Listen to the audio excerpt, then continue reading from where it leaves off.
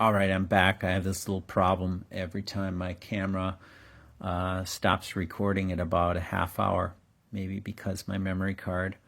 I'm not sure, but I'm going to continue where I left off. In this, he was the prototype of his witnesses.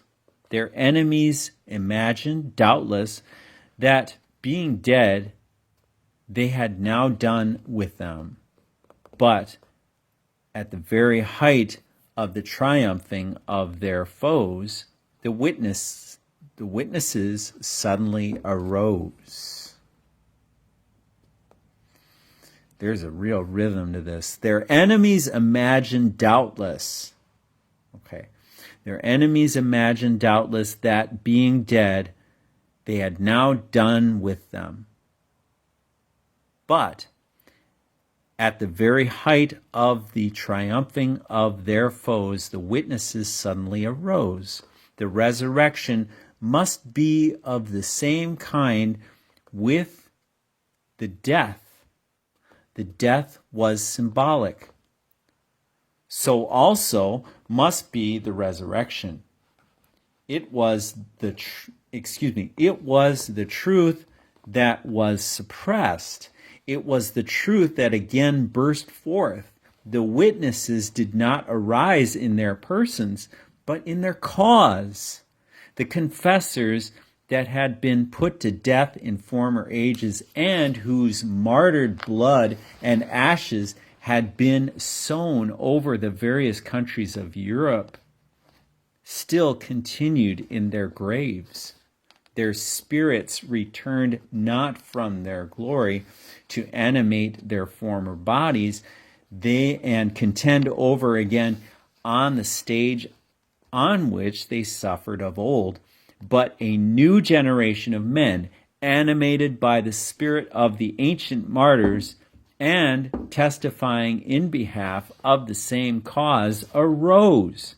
Churches were organized, and a public testimony was again born against the abominations of popery. Fuller and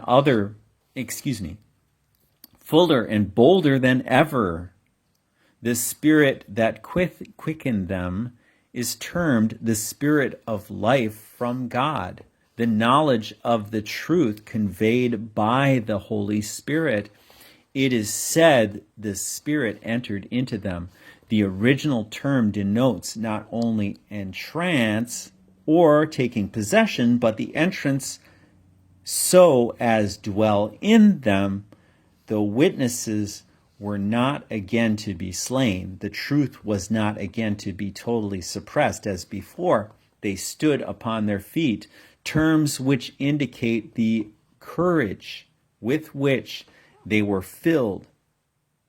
They stood boldly up as men who knew that God had raised them, and that their enemies had no power to kill them.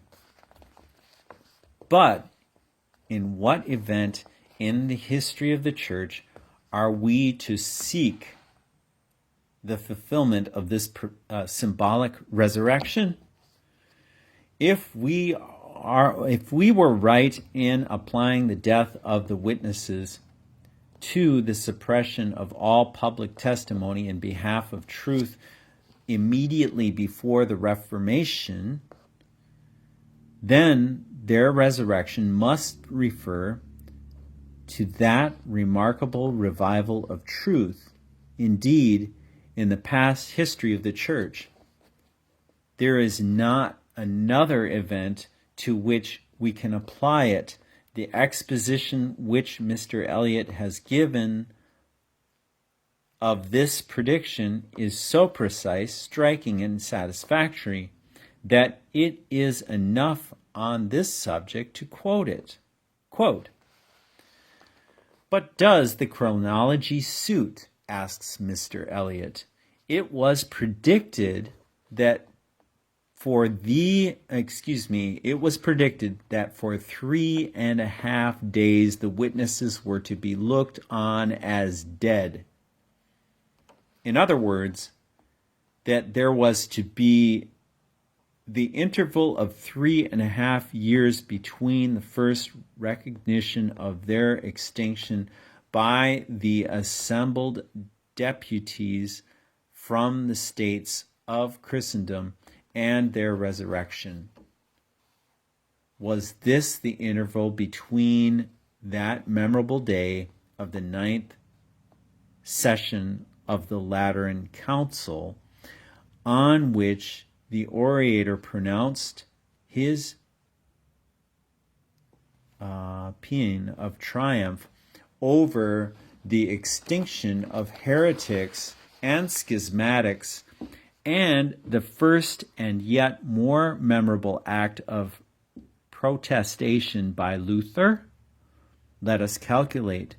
The day of the 9th session was, as we have seen, May 5th, 1514, the day of Luther's posting up his thesis at Wittenberg, the well-known epoch of the Reformation, October 31st, 1517. Now, from May 5th, 1514 to May 5th, 1517 are 3 years, and from May 5th, 1517 to October 31st of the same year, 1517, the reckoning in days is as follows: 27, 30, 31, 31, 30, and 31. You can read it yourself right here. In all 180, or half 360 days. That is just half a year.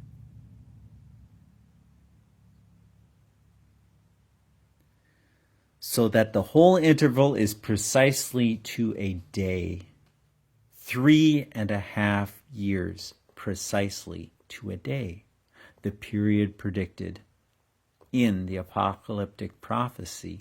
Oh, wonderful prophecy, is the exclamation that again forces itself on the mind. Oh, the depth of the riches of wisdom, of the wisdom, and the foreknowledge of God, unquote. Now that's from Jorge Apocalypticae. That's amazing. Never heard of this before. Never even dawned on anything I've read before about this. Very interesting. Okay, that the symbol of the rising from the dead was fulfilled in the fact that although martyrs continued in their graves, the cause for which they had suffered arose. We may have appeal to the testimony of both friends and foes. Quote, unquote, and I, said John Huss, speaking of the gospel preachers, that should appear after he had suffered at the stake. Quote, and I, awakening, as it were from the dead, and rising from the grave, shall rejoice with exceeding great joy, unquote. Again, in 1523, after the Reformation had broken out, we find Pope Hadrian saying in a missive addressed to the Diet at Nuremberg, quote,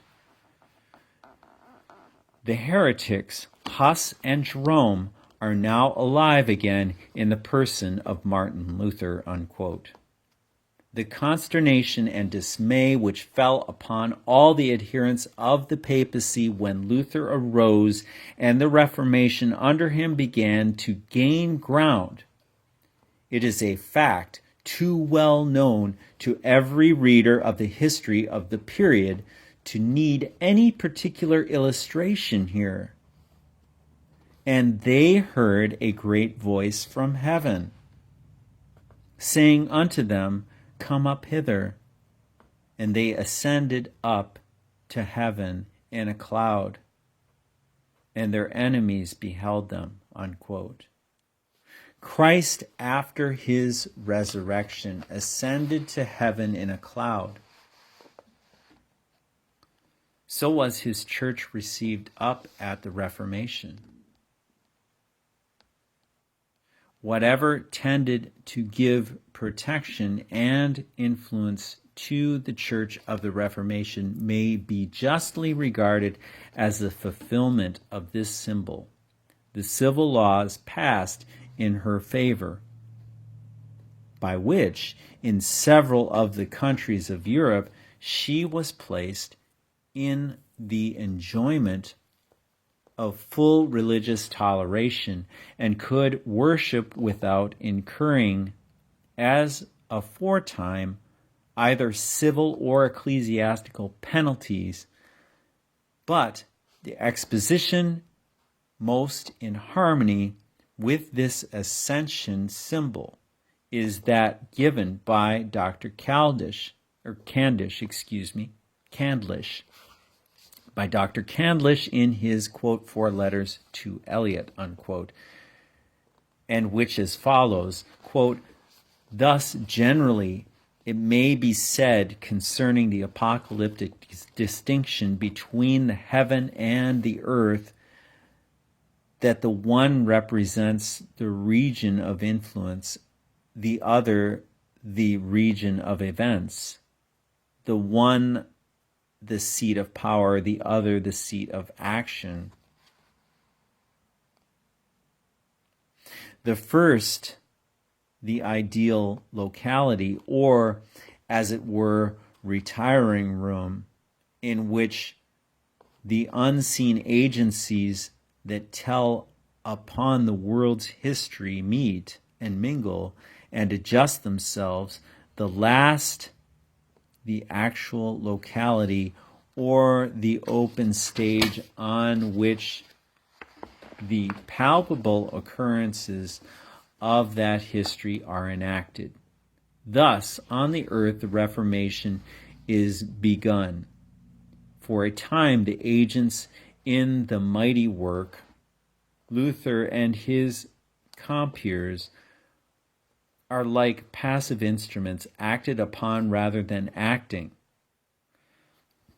Luther himself being like one blindly driven by a superior force, which he can neither measure nor explain.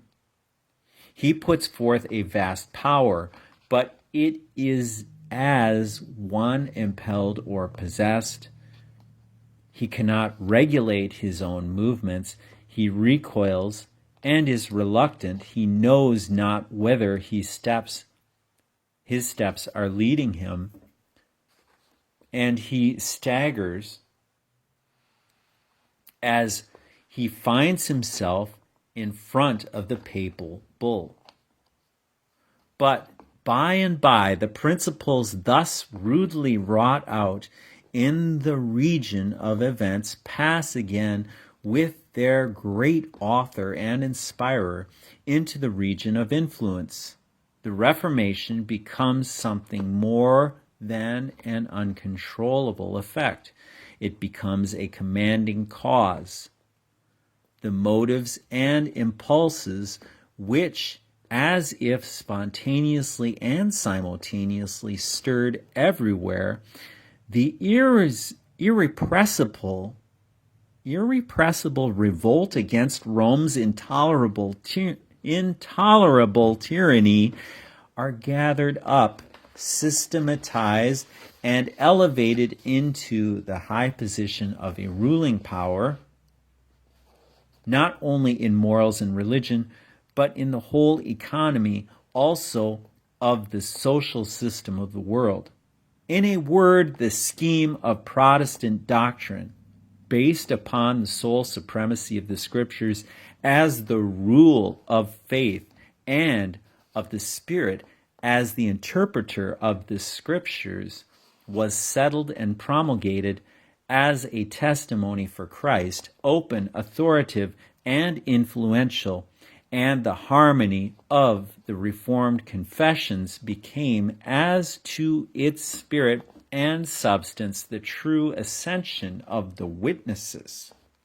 Certainly, nothing has more struck and startled their enemies than this, insofar as it has been wrought out. It has been really, in an intellectual and spiritual point of view, more noticeable as a source of real trouble to them than all the Protestant establishments in Christendom put together. Their very anxiety to exaggerate the real and to invent imaginary discrepancies among Protestants proves how keenly they are stung by the essential and divine unity of the Reformation testimony in favor of the free salvation by grace through faith alone. It is this holy and heavenly system that they hate and fear, and its exaltation as by a voice from heaven into a principle of paramount influence in the teaching and standards of the Reformers is the real cause of the amazement with which their enemies beheld them. I am persuaded that this view will commend itself the more it is pondered as fully answering all the conditions of the symbol, even as you apply it to the era of the Reformation. I think also that it is free from the difficulties to which I formerly adverted. The ascension to heaven upon this theory was nothing in it inconsistent with a prolonged prophesying in sackcloth. The Reformers, in giving to Protestant impressions a high local habitation and name among the elements and sources of command over the minds of men, did no more than carry out more authoritatively and influentially, yet still with persecution, the completed testimony of their martyred predecessors, unquote. The resurrection of the witnesses, like that of their Lord, was accompanied by an earthquake. The earthquake was connected with and sprung out of the resurrection, and may therefore be viewed as symbolizing a revolution mainly of a moral or religious character. In the earthquake, quote, the 10th part of the city fell, unquote. To explain this, we have only to bear in mind that the quote-unquote city was constituted of the 10 Roman kingdoms of Europe confederated under the papacy. Which of these 10 kingdoms was it that fell at the Reformation as the popish country? The answer is Britain. The fall of this 10th part, the tithe, of this city was the first fruits, as it were, of that great harvest of destruction awaiting the papacy. An important announcement follows, quote, the second woe is past, and behold, the third woe cometh quickly, unquote. The second woe, the Turks, came to its height in 1572, about the same time that the Reformation was established, but could not be said to be past, as we shall afterwards show, till about the middle of the 18th century. The third woe was to begin when the seventh trumpet should be sounded, and was to be and was to comprehend the 7 last plagues of mystic Babylon. Mystery Babylon, yes. Quote, the third woe cometh quickly, unquote. There was an interval of 500 years between the first and second woe. But the second woe was to be followed by the third, at the distance of only about 1,500 years. It was to do its work quickly after it did come. By series of fearful and exterminating judgments, follow each other with astounding rapidity, was Rome to be brought down. The 7th trumpet now to be sounded was her death knell, but though to her terrific peal, it was a trumpet of jubilee to the church.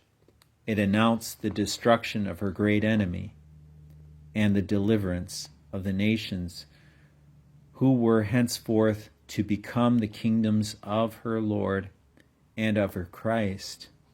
Accordingly, no sooner did it sound than great voices were heard in heaven proclaiming the reduction of the world under the reign of God.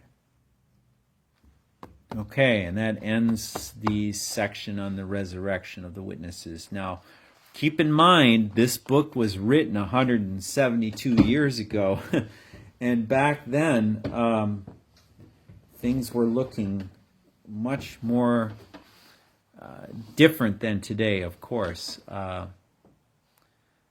We again have suffered the rise of papal tyranny, and where are the witnesses today, huh? It's a good question. So we have the 10-horned beast on page 197. We'll continue next time. But yeah, like I said, this is 172 years ago. This book was written about the signs of the times back then.